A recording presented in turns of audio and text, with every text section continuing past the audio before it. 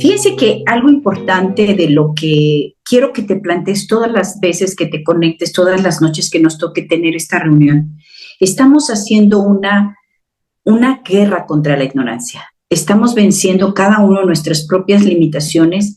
Estamos, como Javes, ¿se acuerdan que él decía, ensancha mi territorio? Estamos rogando a Dios que ensanche el territorio de nuestra mente para que quepa la verdad.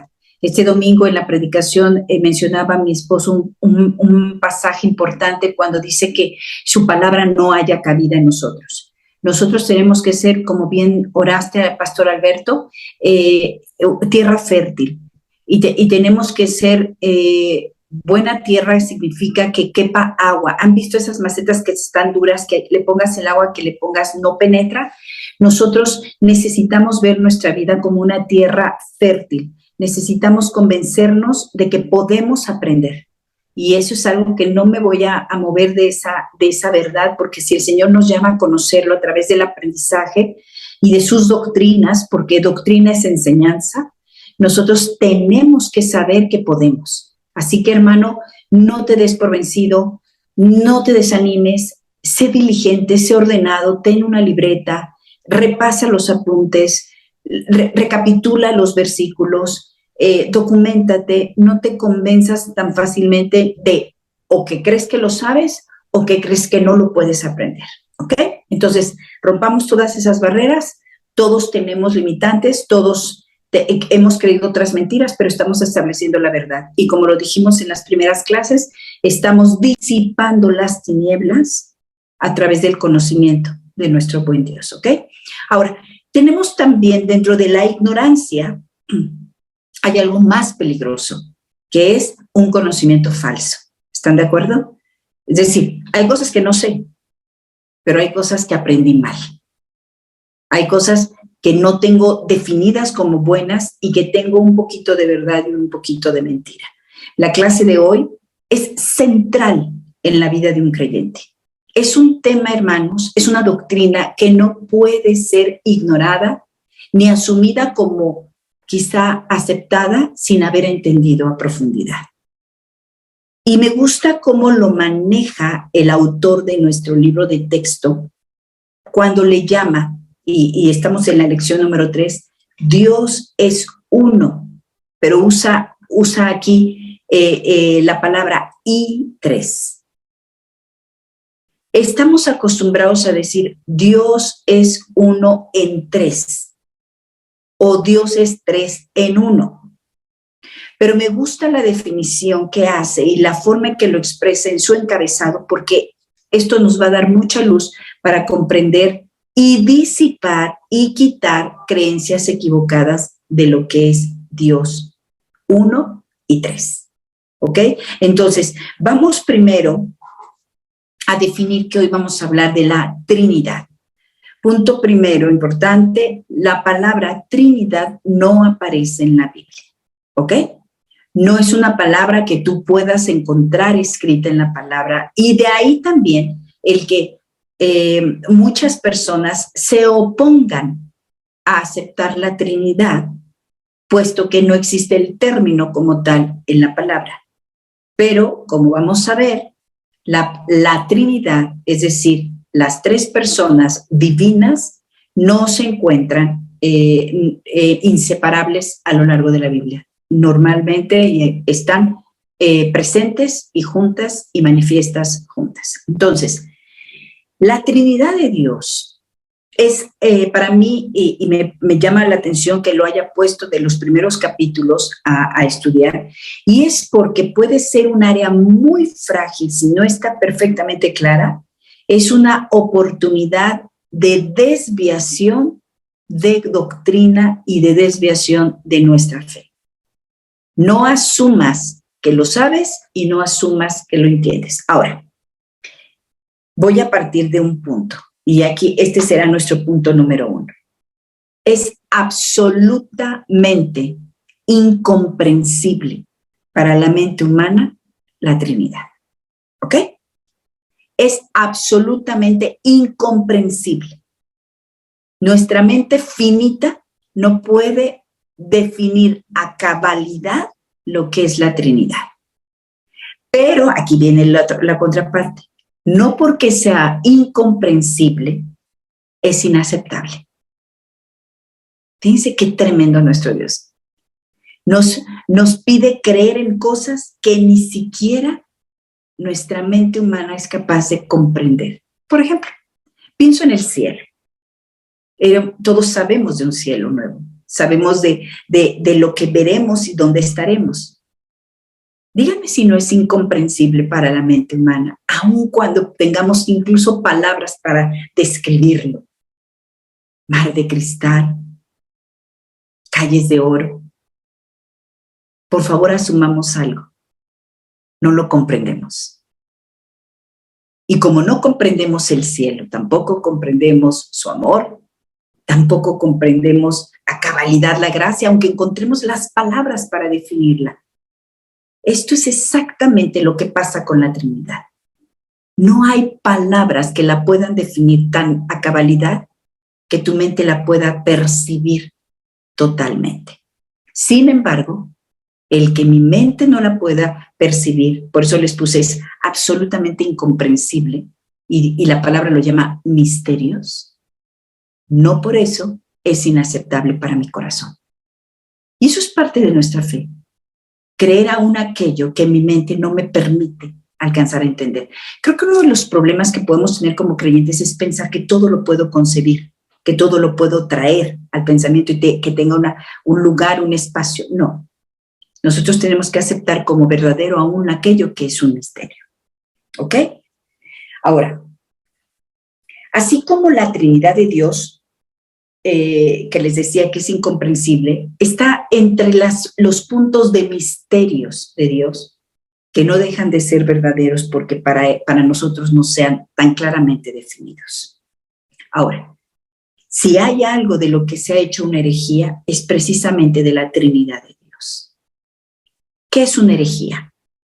Una herejía es una falsa doctrina, es decir, una falsa enseñanza. Y para que una enseñanza sea falsa, no tiene que ser 100% falsa. Con que tenga una pequeña parte falsa, ya la hace falsa en su totalidad.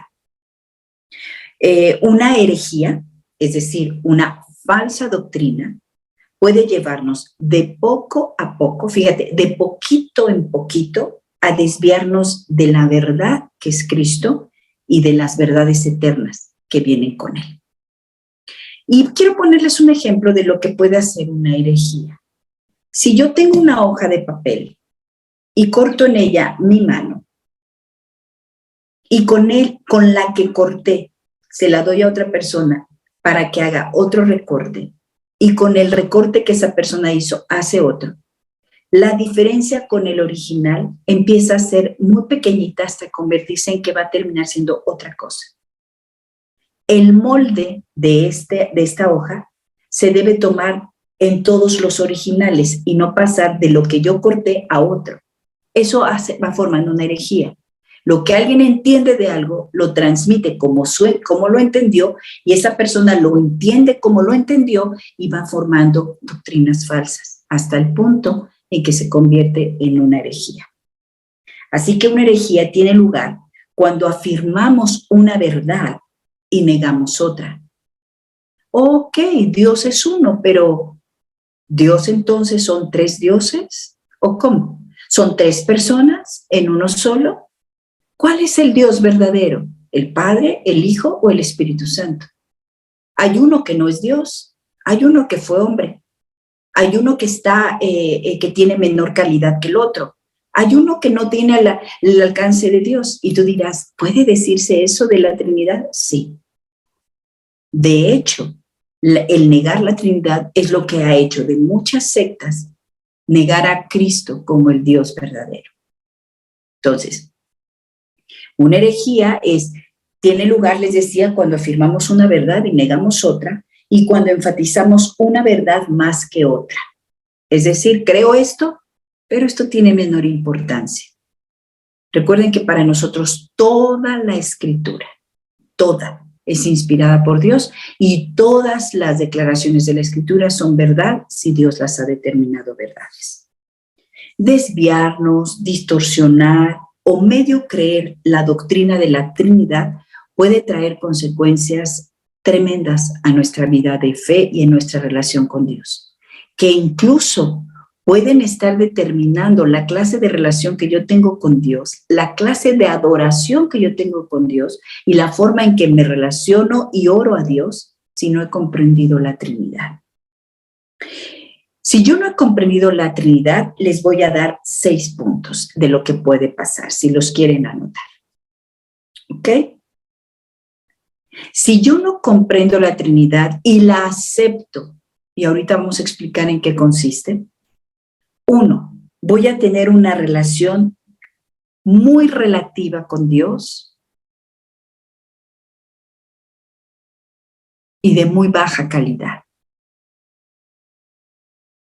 Número 2, si yo no entiendo o no acepto en su totalidad la Trinidad, voy a cuestionar y argumentar la posición de la divinidad de Cristo.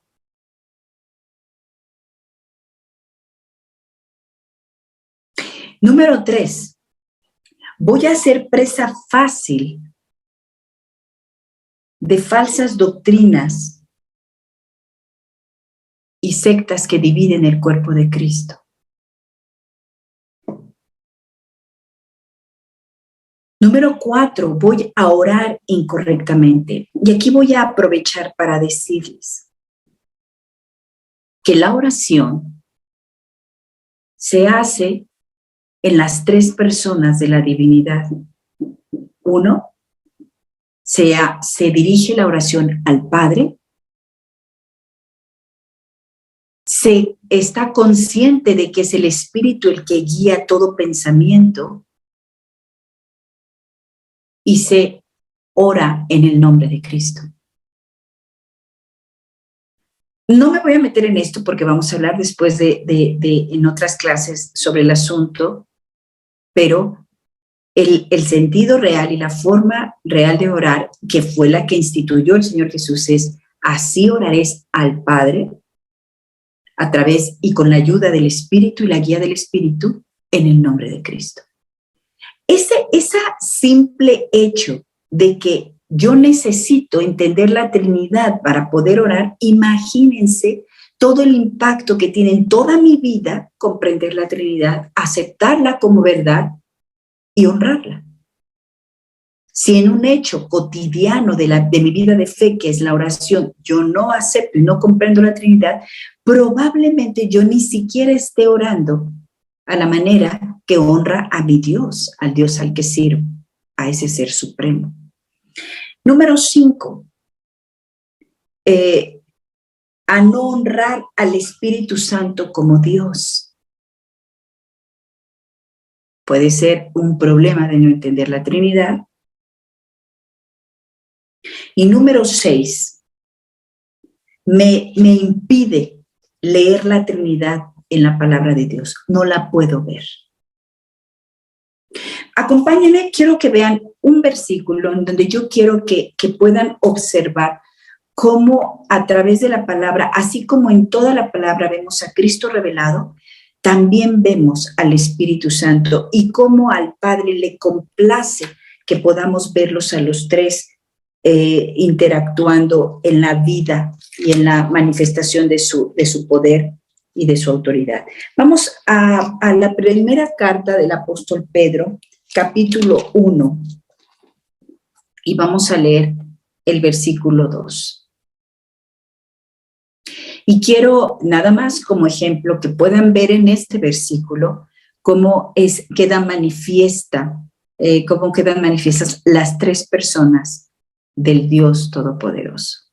Dice así: elegidos según la presencia de Dios Padre en santificación del Espíritu, para obedecer y ser rociados con la sangre de Jesucristo.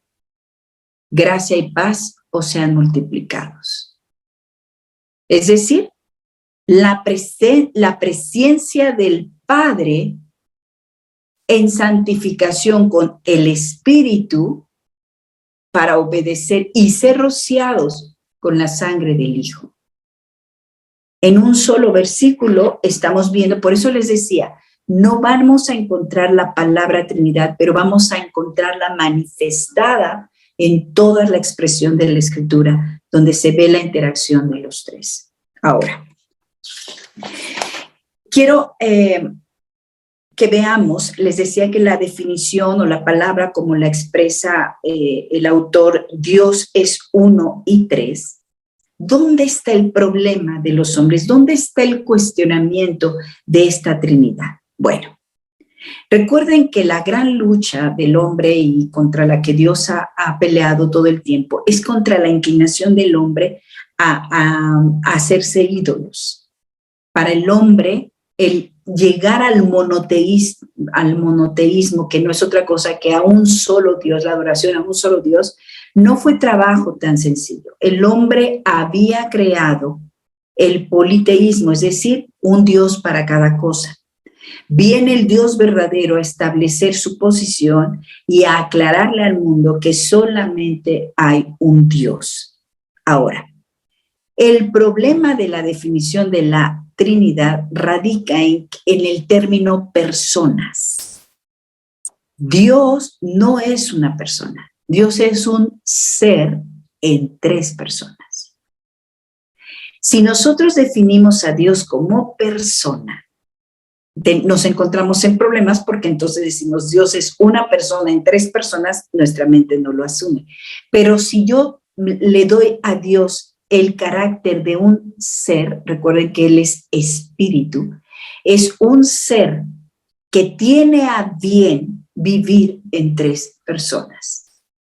Entonces, veámoslo así. Dios tiene, y si lo quieren anotar también, una única esencia. Ningún hombre la tiene. Hay una única esencia. Es decir, atributos, hemos hablado de los atributos incomunicables, absolutamente de Él. Y cuando digo incomunicables es que no son transferibles. ¿Cuáles son esa esencia de Dios intransferible? La omnipresencia, la omnisciencia y la omnipotencia. Todopoderoso, todo lo sabe y está en todo lugar. Eso solamente lo tiene Él, solamente le pertenece a Él. Esto es su esencia. Esa es su esencia. Son atributos que solo Él en su eternidad los posee. Ahora, así como tiene su única esencia, tiene su única naturaleza, eso es otro término. Y en su naturaleza, Él tiene igual atributos, pero pueden ser transferibles. Es decir, que puede compartir de ellos. Estos atributos de esta naturaleza divina pueden ser delegados porque así le place a Él, como por ejemplo el amor. Dice, el amor, Dios es amor, pero dice, el amor de Dios ha sido derramado en nosotros. Así que cuando Él transfiere de Él a otro, lo está haciendo de sus atributos transferibles. Es su naturaleza. Él no puede transferir su esencia. Él transfiere de su naturaleza. Por eso tenemos que ahora en Cristo compartimos de la naturaleza divina. ¿Ok? Ahora, ¿por qué les digo esto? Porque es en las tres personas del ser Dios que Él puede transferirse, que a través de esas personas le transfiere al hombre de su naturaleza, designio de Dios. Él es soberano, Él determina cómo lo hace. ¿Ok? Entonces, ¿es un ser? no se les olvide, sería nuestra primera premisa. No es una persona, es un ser y son 3 personas. Recuerden, les decía que entender la Trinidad es un misterio y Dios se permite tener misterios. Sin embargo, Él nos permite otras áreas para poder comprender este. Por ejemplo, cuando Él habla en Génesis y dice que no era bueno que el hombre estuviera solo y que le haría ayuda idónea, y dijo, y se unirá y dejará a su padre y su madre y se harán una sola carne. De la misma manera que 2 personas son una sola carne, es en el mismo misterio que 3 personas es un solo Dios. Ese es, 3 personas es un solo Dios. Así que Él ha mostrado en toda la creación cómo Él puede hacer de las cosas que nosotros no comprendemos hechos y verdades absolutas. Dios tiene, les decía, una única esencia intransferible y tiene una naturaleza transferible. Por eso, aunque podemos ser como Dios, porque estamos llamados a ser como Cristo, nosotros jamás vamos a poder ser Dios. Volvemos a estos entendidos increíbles que parecieran contradictorios, pero aún porque podemos compartir de su naturaleza, pero no de su esencia. ¿Queda claro esto? Espero que no estarlos haciendo bolas. Ok. Según Deuteronomio 6:4, ustedes lo conocerán y si no, recuérdenlo por favor, vamos a leerlo juntos, es el Shema. ¿Qué quiere decir? Esta es una declaración con la que nosotros podemos afirmar la Trinidad y con la que muchos quieren negar la Trinidad. ¿Qué significa? Que estamos disasociando los términos del Shema y queremos que la declaración de que hay un solo Dios niega que ese Dios puede estar en 3 personas. Este Shema, si ustedes se documentan, es una oración la más popular entre el pueblo judío, es la oración más popular.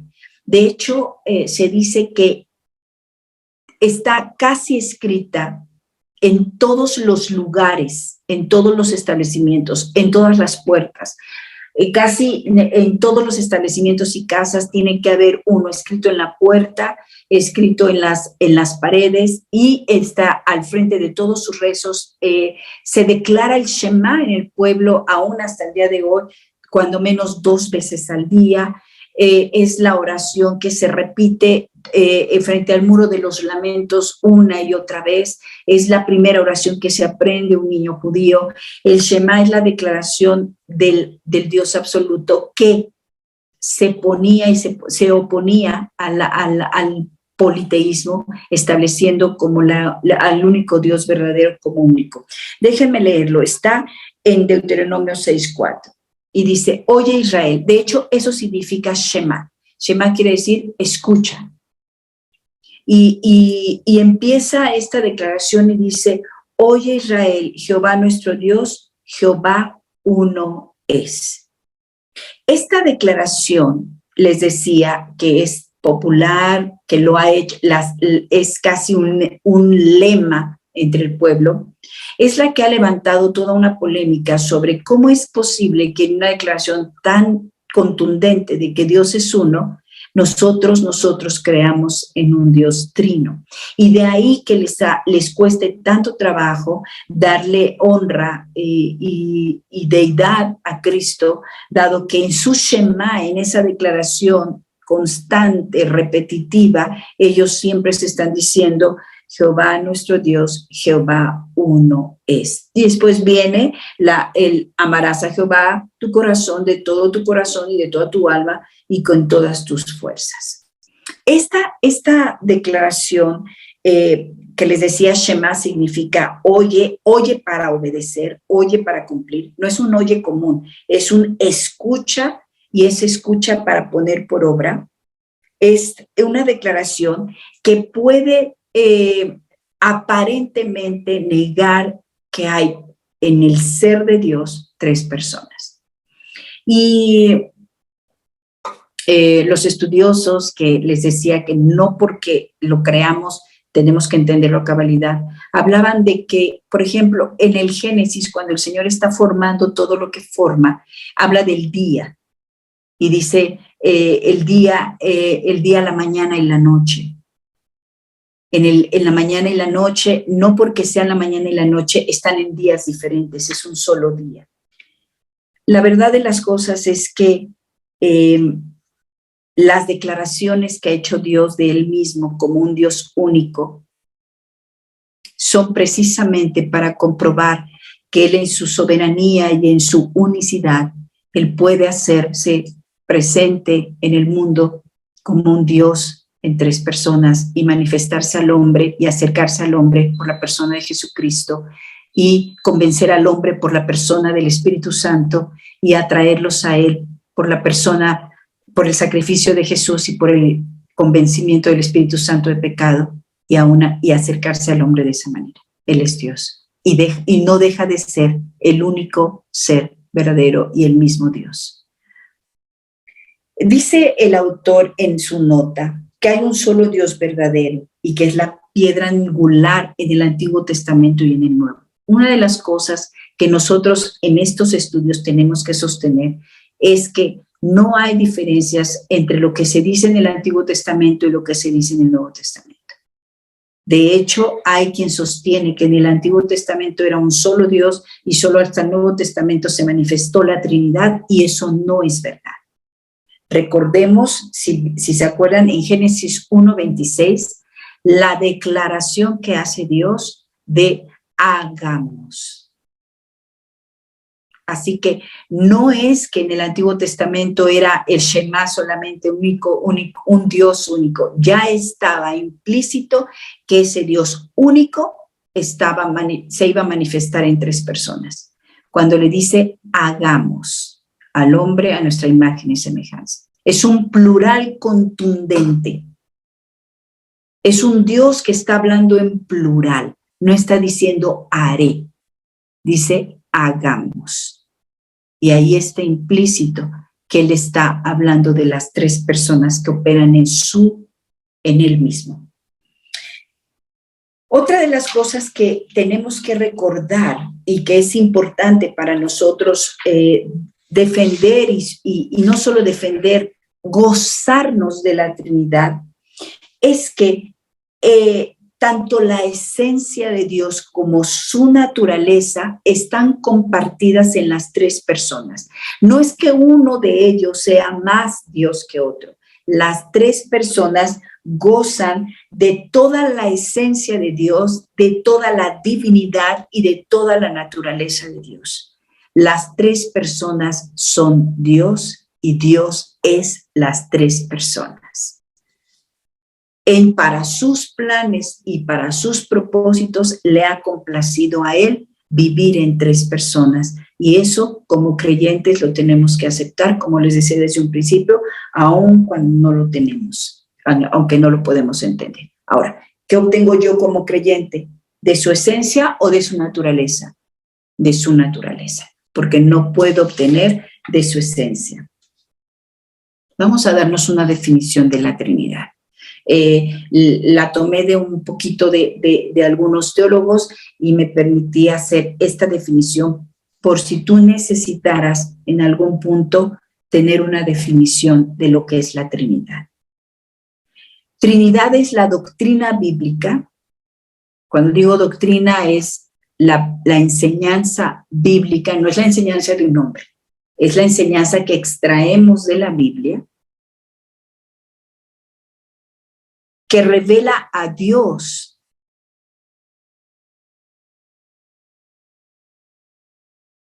como el único ser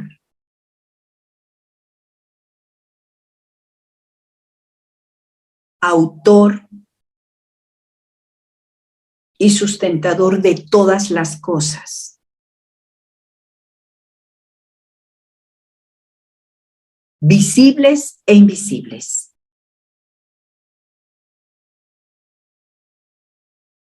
desde el cual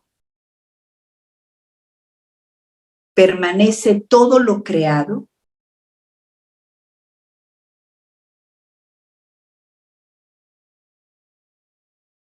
y subsiste y se expresa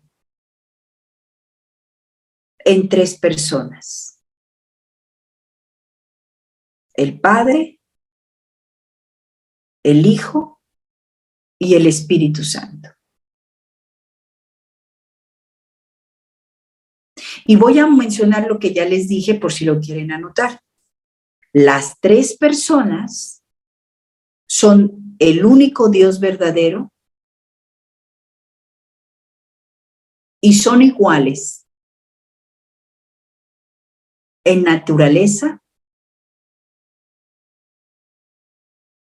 atributos y perfección.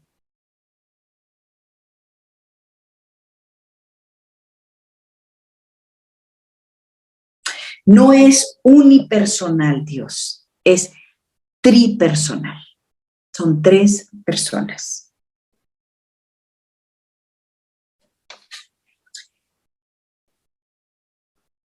Dice la palabra de Dios, acompáñenme por favor a Éxodo capítulo 20. Y esto de la Trinidad, ustedes dirán, bueno, ¿por qué estudiarlo? Porque saben una cosa, esto ha dividido, esto ha sido el tema. ¿Por qué creen que para muchos recibir a Jesús no ha sido fácil? Es un buen hombre, un profeta. Reconocerlo como Dios no les es fácil porque asumen que Dios solamente es un ser único, espiritual y no tiene otra forma de manifestarse. En Éxodo capítulo 20, leemos desde el versículo 2, dice así: Yo soy Jehová tu Dios, que te saqué de la tierra de Egipto, de casa de servidumbre. No tendrás dioses ajenos delante de mí, no te harás imagen ni ninguna semejanza de lo que está arriba del cielo, ni abajo en la tierra, ni en las aguas debajo de la tierra. No te inclinarás a ellas, ni las honrarás, porque yo soy Jehová tu Dios, fuerte, celoso, que visito la maldad de los padres sobre los hijos hasta la tercera y cuarta generación de los que me aborrecen. Y hago misericordia a millares a los que me aman y guardan sus mandamientos. Dice el autor, la frase delante de mí que está puesta en el versículo 3 es literalmente delante de mi rostro. Significa que el Señor debería ser nuestro Dios y que no debería haber ningún otro compartido por la lealtad de nuestro corazón. Cualquier persona o cosa que valoremos o sirvamos más que a Dios es un Dios falso. Cualquier cosa será, eso revelará el celo de Dios. Ahora, dice el autor, no deberíamos confundir el celo de Dios con el celo que nosotros reconocemos como egoísmo, ¿verdad? Dios es celoso y el reclamo que él hace es sobre él ser el único Dios absoluto. Ahora, este era un mandamiento y lo sigue siendo para nosotros, pero este mandamiento no necesitaba para ser cumplido que se entendiera que Dios podía, siendo soberano, manifestarse en tres personas. Para nosotros, ahora, cuando tenemos toda la revelación cumplida que ellos no tenían en ese momento, para nosotros este mandamiento, esta honra a este Dios verdadero, incluye a las dos personas que en ese momento nos expresaban, a Jesucristo y al Espíritu Santo. Así que cuando nosotros hablamos y leemos este mandamiento, no estamos hablando como ellos de ese Dios que había dado las tablas. Nosotros honramos, adoramos y consideramos a Dios en toda su expresión en las tres personas. Algunos argumentan, por ejemplo, cuando Jesús se dirigía al Padre como su Dios, y argumentan con eso que solamente había un Dios y que no era Jesús. Recuerden que Él renunció a su naturaleza para venir a hacerse hombre, y cuando hablaba con el Padre, Él reclamaba esa naturaleza que le pertenecía, habiendo cumplido el cometido de salvar al hombre y compartirle de su naturaleza. si Jesús en la cruz hubiera tenido la naturaleza divina, el Padre no hubiera podido descargar su ira sobre él. Él tenía que haber renunciado a su naturaleza en ese momento para que la ira de Dios pudiera caer sobre él. Es por eso que para nosotros este mismo mandamiento leído en el Antiguo Testamento ya tiene una implicación trinitaria. ¿Me explico? Ya es un Dios en 3 personas, 3 en 1. Y bueno, quiero que hablemos, por ejemplo, me gustan algunos términos que menciona el autor, que podemos tener como alternativas. Esto, trinitario, tenemos un Dios trinitario o tenemos un Dios trino. Dice que la naturaleza triuna, me gusta, esto está en la página 25, dice que la Biblia enseña acerca de la naturaleza triuna, me gusta, es 3 en 1. Y vamos a leer, por favor, Mateo 28, 19, acerca de esa naturaleza de nuestro Dios triuna. Mateo 28, 19. No es un tema complicado, pero es un tema que da para mucho. Yo les animo que se queden con los conceptos claros y apliquemos fe. ¿Qué quiere decir aplicar fe? Creer.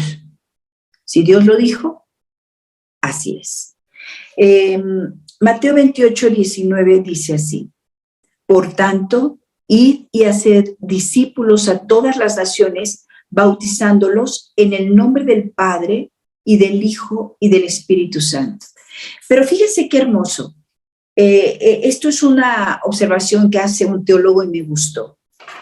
Dice, no dice en los nombres, él dice en el nombre.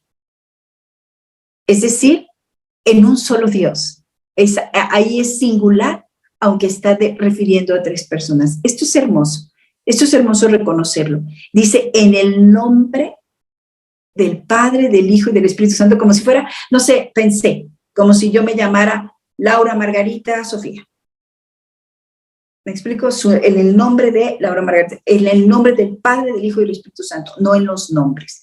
Por eso me gustó y quise colocarlo aquí, para que ustedes se den cuenta que aun cuando es un misterio, deja de serlo y deja de ser tan difícil creerlo cuando aprendemos a vivir por fe y creer. Si Dios lo dice, así es.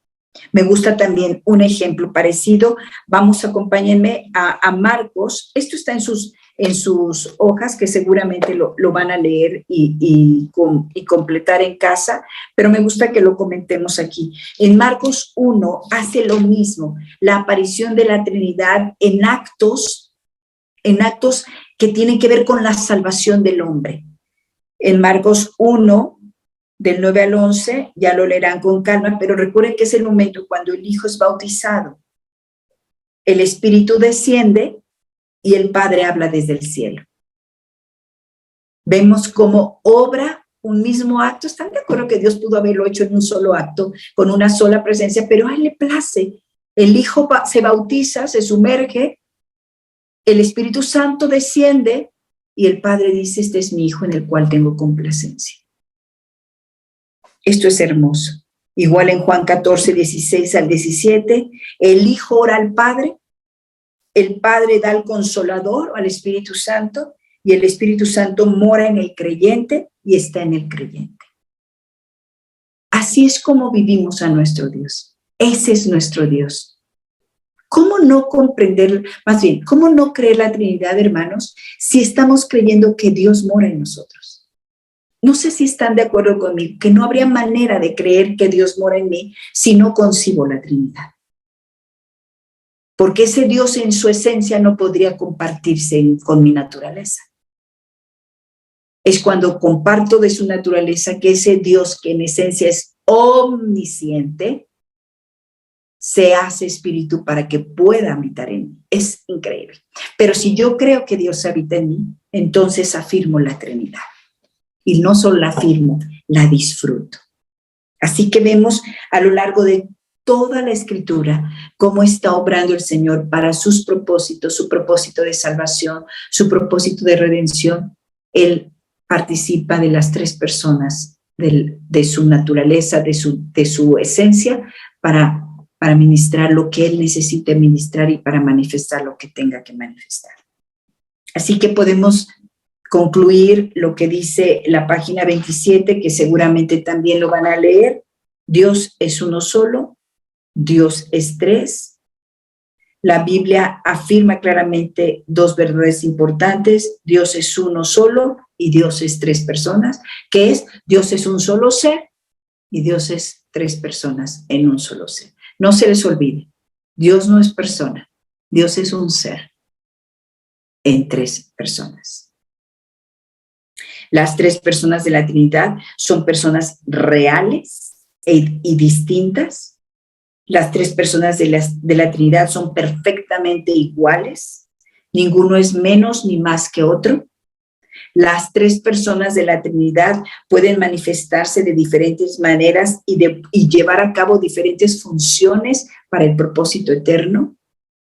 El misterio de la Trinidad, es lo que empezábamos diciendo, no es motivo para negarla. No necesito, decía otro autor, no necesito comprender cómo funciona la electricidad para creer que la hay y que la vivo y que la disfruto.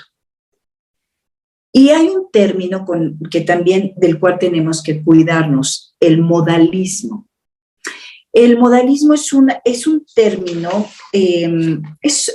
se acuñó este término con el fin de negar la Trinidad. El modalismo defendía que no había tres dioses, sino uno solo. No era un Dios con tres cabezas. Y en esta idea de modalismo se puso de moda también, usando la palabra que no tiene nada que ver, se puso como de moda decir que Dios era como el agua, ¿no? Que en tres formas, que si gaseosa, líquida y sólida, y que era el mismo componente. No, eso no es Dios. Son tres personas diferentes, con misma naturaleza, misma esencia, el mismo Dios. Les decía que estamos terminando en este momento como al principio. Nuestra mente no lo puede comprender, pero podemos creerlo. Va a haber muchas cosas a lo largo de nuestro conocimiento de Dios que no vamos a poder comprender ni expresar con palabras. Pero no por ello podemos no creerlas. De hecho, si apelamos a Hebreos 11:1, donde nosotros vivimos por fe y son las certezas de lo que ni siquiera comprendemos, pues esta es una de ellas. Ese es nuestro Dios. Y yo me podría ir hasta más lejos, un Dios que está en todo lugar, que conoce y tiene contados mis cabellos. Así como les decía, que nos bota la tapa de los sesos pensar que Dios, ese Dios que formó las galaxias, que sostiene todo con el poder de su palabra, mora en mí. Todas esos misterios son exactamente y tienen el mismo tamaño y el mismo calibre que el misterio de la Trinidad. Pero caben todos en una decisión de fe, de que puedo creer en ese Dios, que es un ser espíritu, un ser imposible, comprensible para mis ojos, pero que puedo conocer a través de sus atributos y de las personas en las que se expresa mi vida. Y concluyo entonces, cuando oramos al Padre con la ayuda del Espíritu Santo, en el nombre de Jesucristo y por los méritos de Jesucristo. Él es nuestra puerta. Y podemos confiar que podemos alcanzar la estatura de Jesús, asumiendo que es la estatura del Dios único, por designio del Dios único que quiere que la alcancemos en su naturaleza y no en su esencia. Entonces vamos comprendiendo lo que venimos comprendiendo hace mucho tiempo. Todas las cosas que Dios nos permite disfrutar, Él las ha puesto para que podamos disfrutar. Por ejemplo, Él puso la fe para que creamos en Él. Él pone al Espíritu Santo que nos convence de pecado para entonces podernos arrepentir, y Él pone el don del arrepentimiento para poder.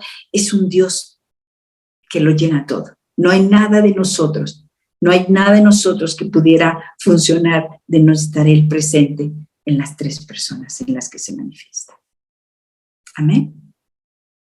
Espero que podamos, a través de esta enseñanza, dejar de una vez y para siempre claro que tenemos un Dios en tres personas y que las tres merecen la honra, la misma adoración, la conciencia de su ser, su poder, sus funciones.